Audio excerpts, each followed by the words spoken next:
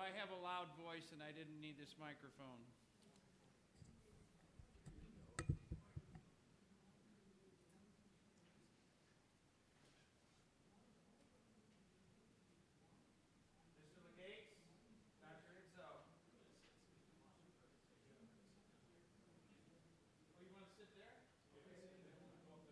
Alexander, take the podium.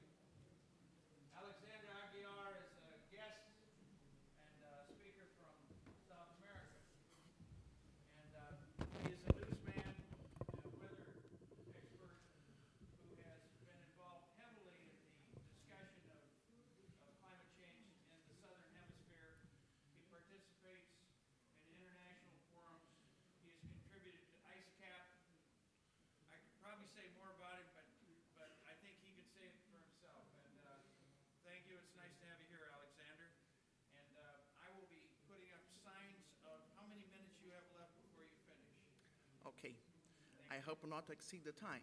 Just 20 minutes. Our original presentation has 2 hours on global warming, but I just have 20 minutes. Ladies and gentlemen, good morning. It's a deep honor to be here with you this morning and to speak on behalf of my organization, Metsu Weather Center from southern Brazil, the state of Rio Grande do Sul. I salute the Heartland Institute for the initiative, and I thank for the invitation. I'd like to thank also Joseph Delio from ICCCC website, ICCCC project. He is an enthusiast of our work in southern Brazil. And I'd like also to thank the Freedom Institute, Instituto Liberdade from Porto Alegre, Brazil. It's a co-sponsor of this conference. Well, our theme is dubious connections between global warming and extreme weather events. Well, in just 20 minutes, it would be impossible to talk on that in a global scale.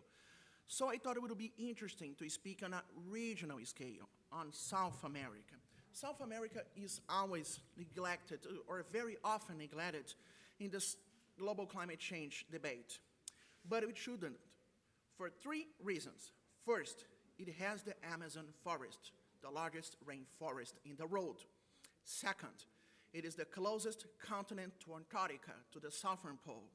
And third, it's a major agricultural area, leading producer of soybean, corn, wheat, beef, and other commodities.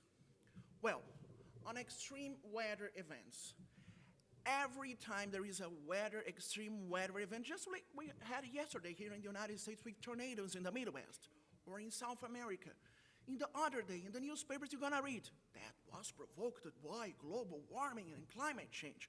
Well, the IPCC in the latest assessment report number 4 says there is insufficient evidence to determine whether trends exist in small-scale phenomena such as tornadoes, hail, lightning, and dust storms.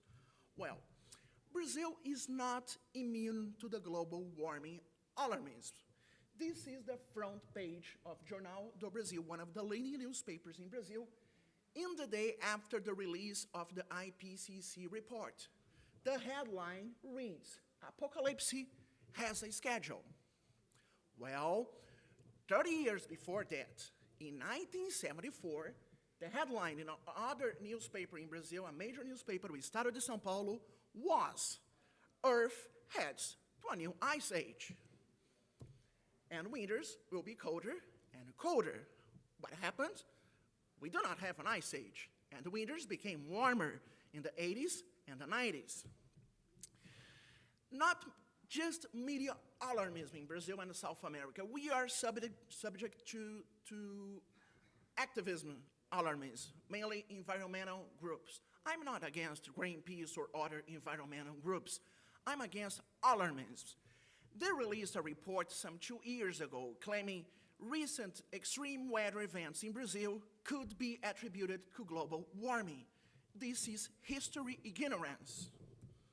For example, the 2005 drought in the Amazon region that made headlines around the world.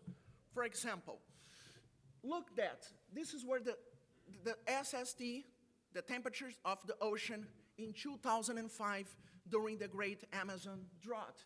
It was very warm in the North Atlantic, in the Caribbean. It was the year of the record hurricane season. What prompted that? The flow of moisture deviated from Amazon to the North Atlantic. And if you see the 10 worst droughts of the last 100 years, and this was one of the worst 10 droughts, see that the worst 10 droughts happened mainly during warm waters in the North Atlantic. 8 out of 10 worst droughts in the Amazon region took place during warm conditions in the North Atlantic, SSTs, sea surface temperatures. And it was not the worst in 100 years. There were worse than the 2005 drought before. For example, you could see lots of years early in the century, 1906, 1911. And 2005 was also the year of a big drought in southern Brazil. And droughts in southern Brazil are dramatic, well, because this is a major agricultural area. And Greenpeace claimed it was provoked by global warming. It's not true. We are influencing the southern Brazil region by SSTs in the Pacific. El Niño and La Niña have a major role in our rainfall regime in southern Brazil. It was not officially a La Niña, even some meteorologists say it was an El Niño that was occurring at the summer of 2005 in the Pacific. But the Niño region 1.2, closer to South America, was very, very cold. And this region plays a major role in our rainfall regime in southern Brazil. So it is hard to attribute to global warming a drought that coexisted with the cooling conditions in the Pacific Ocean. And by the way, droughts and floods in southern Brazil and the central areas of South America are periodical, recurrent. This is the newspaper headline from 1917. The drought is extraordinary and frightening. Come on. Greenpeace didn't read the newspapers or the history of the state of Rio Grande do Sul. We have accounts of major droughts and floodings for 200 years. And the 2005 drought was not the worst. For example, our record temperatures in southern Brazil in the state of Rio Grande do Sul are from 1917 and 1943, the First World War and the Second World War. By the way, the last record temperature was 60 years ago at least. We had some tornadoes in recent years in southern Brazil. People were not used to listen about tornadoes. Why? Weather services in Brazil do not issue tornado warnings. Why? There is no Doppler radar to do that. There is just one Doppler radar in southern Brazil, and the pictures are not available to the public. So it is impossible to issue warning tornadoes.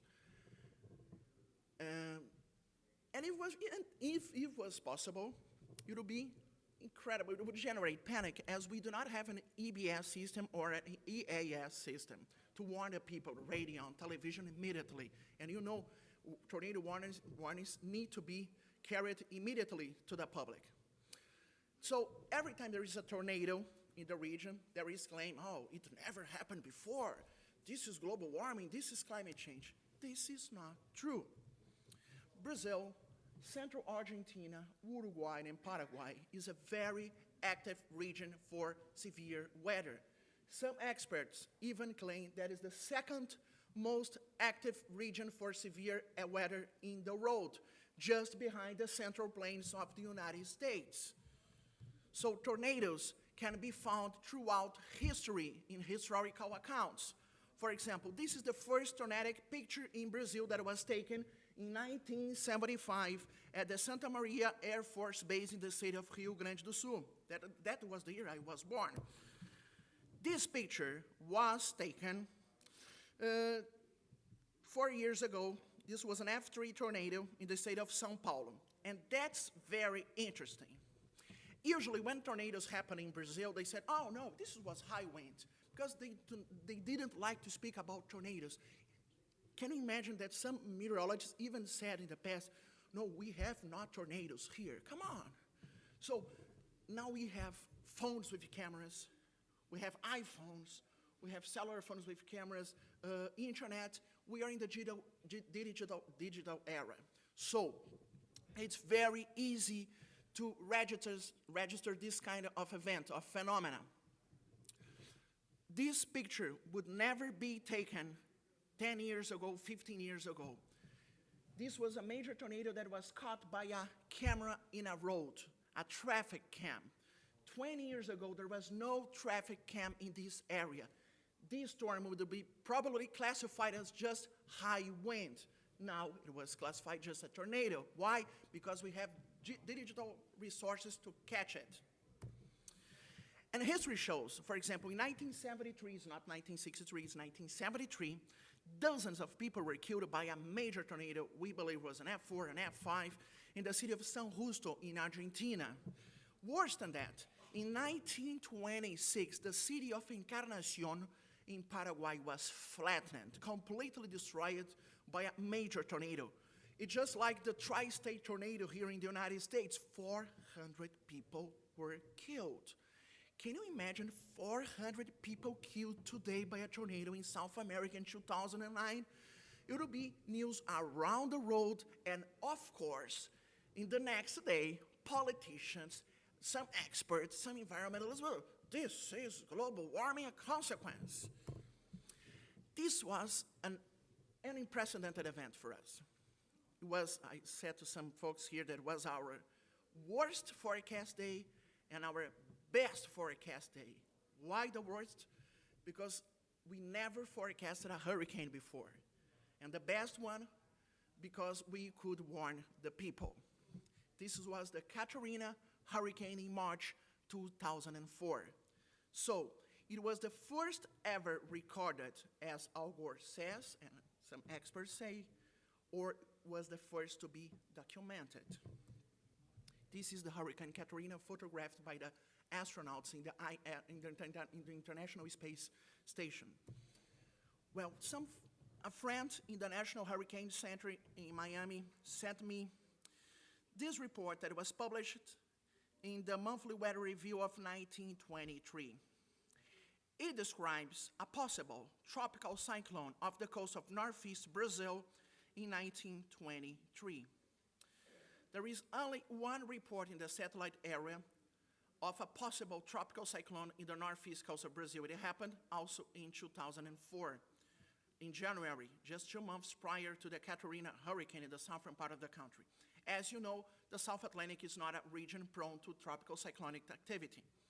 But we just have 30 to 40 years of satellite observations. So, as Professor Lance Bolser from University of Albany here in New York says, you have to be extremely arrogant to assume a storm like Katrina hadn't happened in the South Atlantic before the satellite era. We believe that. Al Gore, the angry man in the photo, says that Katrina was a sign of climate change. Well, the summer of 2004 in Brazil was cool. In fact, very cool. One of the coolest summers I ever experienced. And the waters where Katrina developed were cool too, not warm waters. Another interesting aspect of our climate and extreme weather events. Flooding. Flooding is also a major problem and kills a lot of people. We had a major flooding event in the state of Santa Catarina in November 2008. Over 130 people were killed by that event, the worst in a matter of decades. And it was provoked by inflow of moisture from the sea, associated with a high-pressure system that brought very cold temperatures during the month of November, what is not so common. Floods in southern Brazil are often associated with El Niño conditions. The photo you are seeing now is from the city of Blumenau, the city with German people. You can even speak German in this city. And this picture was taken in 1983 during the Super El Niño. Floods have also been blamed on global warming recently in Brazil, but as I said before, droughts and floods have happened for over 200 years by historical accounts. By the way, there is a book that was published in Argentina in the year 1900 that the title says, Droughts and Floods in the Province of Buenos Aires. It was published 100 years ago. This was the first flood, worst flood in the 20th century in the state of Rio Grande do Sul, 1941. The city of Porto Alegre, my hometown, was flooded. And look at that, the PDO, the July 1983, August 1941, and June 1941 are the highest values, the three highest values for the PDO during the 20th century. And these floods happened during these months and during these years. Very interesting. Enzo, El Niño, La Niña have a major impact on temperature for us. For example, this is the front page of a newspaper in Porto Alegre during our last snow event in my city was 1984. Neve is snow. Well, you have pictures, in your mind you have pictures of Brazilian beaches, women, carnival, samba, rainforest. This is Brazil. We have snow, sometimes big snows. This is 1957. Some 3 to 4 feet of snow in some areas in southern Brazil. 65. The city of Soledade, Chapecó, city of Santa Catarina, 3 de Maio, northwest Rio Grande do Sul, southern Brazil. 65, 65, 65, 1965, usually other pictures, 75, the cities near the tropics. It was the last time it snowed in Curitiba, 1975. And last year, 2008, in southern Rio Grande do Sul, rare snow in the low-end areas. Well, look at that. All these events, 1957, 1965, and 1975 took place during solar minima periods. And look at that. The May, the Enzo, all these events happened during La Niña years, strong La Niña years, 57, 65, 75, and 2008. And 2007 was a very interesting year. The year of the record ice coverage in the southern hemisphere and of the snow in the city of Buenos Aires. This is a video, it will be impossible to play. To end this presentation, oh, by the way, the snow in Buenos Aires, the rare snow in Buenos Aires in 2007, was the first major snow event of the city since 1918. 1918 was very interesting. It was a huge winter here in the northeast United States, a harsh winter here. And was also a harsh winter for us in Brazil. A few months later, was the strongest cold snap of the 20th century. We believe there is a great teleconnection between winters and climate patterns in North America and South America. To end this presentation, urban heat islands, Anthony Watts has a great job on that. See the city of Buenos Aires, the temperature since 1880, global warming, of course. But look at that, Mar del Plata, city very close to Buenos Aires, is getting colder. São Paulo, Brazil, the largest city in South America, it's getting warmer, look at that. But look the city of São Paulo, the Viaduto do Chá, one area of city of São Paulo in 1890. And look how it's now, 100 years ago, today. The temperatures in the city of São Paulo can vary even 15 degrees at the same time, from one part of the city to another, urban heat island. In my hometown, with 1.5 million inhabitants, the temperatures vary 6 to 8 degrees at the same time from district to district in the same city, from downtown to the southern part of the area that is vegetation area. These are some data from our base in Antarctica, the Brazilian base in the Comandante Ferraz. Look at that, the coldest year, 1986, and the warmest year was 1889. The warmest year of the Brazilian base in Antarctica, in the Antarctica Peninsula, was 1989, and not 2007 or 2008 or 2006. Well, we are clearly skeptics of global warming, alarmism, and catastrophe and disaster. Despite our opposition to climate alarmism and assumptions on CO2 and global temperatures, we understand that ongoing deforestation of the Amazon rainforest may have significant impacts in the regional climate system of South America. Why? Because the central areas of South America, the agricultural areas, depend on the moisture that comes from the north. So if there are less trees, could be less moisture, and that could affect our rainfall regime. For that reason, we believe Amazon is a major issue in global climate change debate. We also believe that alternative sources of energy should be supported.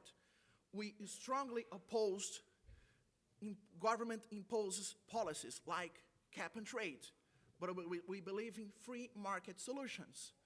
Brazil has, for over 30 years, it was an emergency plan to the oil crisis of the 70s, an ethanol program based on sugarcane, not corn, not food, sugarcane. And it has excellent, excellent results, and we pay cheaper for fuel than many countries around the world because we do not depend on oil. Lots of cars are flex in Brazil. They work with gasoline and with ethanol.